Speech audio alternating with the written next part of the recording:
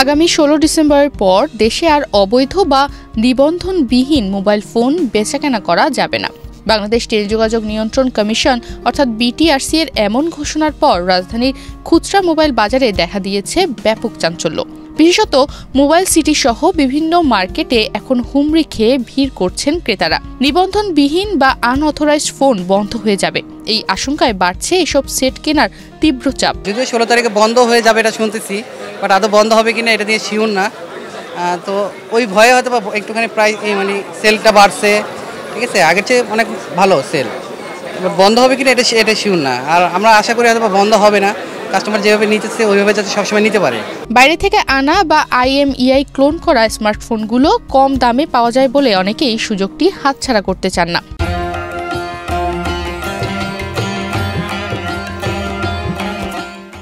ফলে বাজারে তৈরি হয়েছে এক ধরনের কৃত্রিম চাহিদা, যা বিক্রেতাদের ব্যবসাকে অস্বাভাবিকভাবে সরব করে তুলেছে।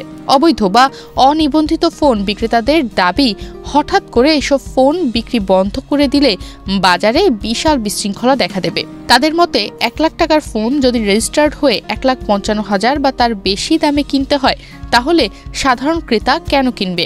মানুষ এভাবে দামি ফোন কিনতে পারবে না। অবৈধ কোন জিনিস যেটা চলে না সেটা হচ্ছে অবৈধ, ঠিক আছে। এটা হচ্ছে আপনি সিম পাচ্ছে, চালাতে পারতেছেন, সব কিছু হয়তো বা গভর্নমেন্ট নতুন নিয়ম করতেছে, নিয়মের আন্ডারে সব কিছু আসাটা ভালো।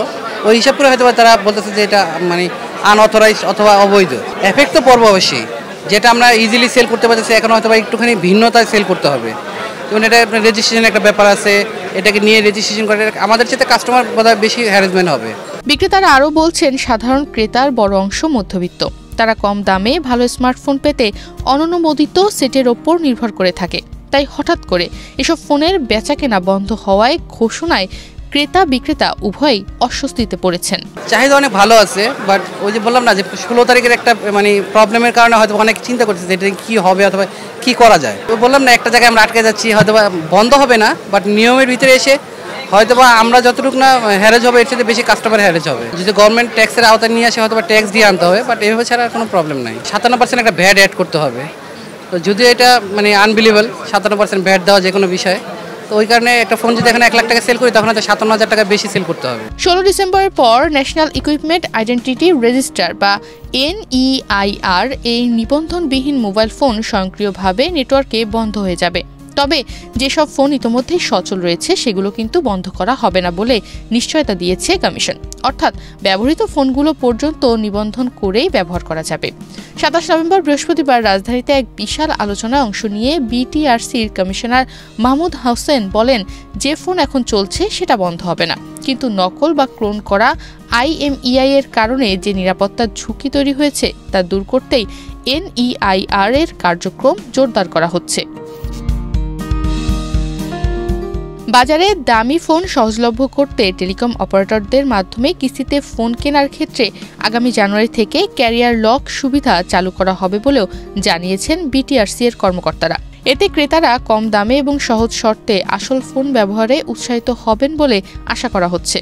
সরকার অবৈধ ফোনের ব্যবহার বন্ধে উদ্যোগ নিলেও এই ঘোষণার পর বাজারে অস্থিরতা তৈরি হয়েছে। হ্যাঁ, আমি এক্সচেঞ্জ করেছি 24 আলট্রা। হ্যাঁ, এখানে তো আসলে সব আইটেম পাওয়া যায়, যার জন্য এখানে কিছু প্রতিষ্ঠান আছে খুব বিশ্বস্ত, যারা আপনার কোনো দুর্নীতি করে না।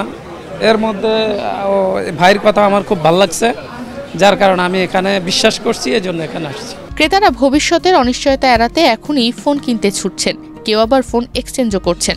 আর বিক্রেতারা বলছেন, হঠাৎ করে এসব ফোন বিক্রি বন্ধ হলে মধ্যবিত্ত ক্রেতার বাজার বড় ধরনের ধাক্কা খাবে। ফলে আগামী ১৬ ডিসেম্বরের আগে রাজধানীর মোবাইল ফোন বাজারে বাড়তি ভিড় ও বেচাকেনা আরও বাড়বে বলেই ধারণা করছেন সংশ্লিষ্টরা। তনিমা রহমান, বাংলাদেশ প্রতিদিন।